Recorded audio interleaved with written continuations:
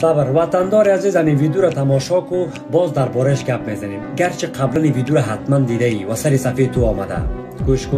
الله دستور داده هر کس قبر رسول الله را به مسلمانی دیگر نشان دهد آرزویش را بلا شک اجابت میکنه. میدونی اگه اینو واسه بقیه بفرستی چند نفر واسه اولین بار مقبره حضرت محمد رو میبینن و به آرزوشون میرسن؟ الله امر کرده هر کس دیوار کعبه را به مسلمانی دیگر نشان دهد آرزویش را اجابت میکنه. میدونی اگه اینو واسه بقیه بفرستی چند نفر واسه اولین بار دیوار کعبه را میبینن و به آرزوشون میرسن؟ ویدیو را که تماشا کردی، اینال حرفای مرا گوش کن. این مردم از طریق فحاشی، دیوسی، مردگوی، لچکی، برهنگی که سر و زیرش انداز کردن به خاطر جمع کردن لایک و فالوور موفق نشدن، به جای نرسیدن.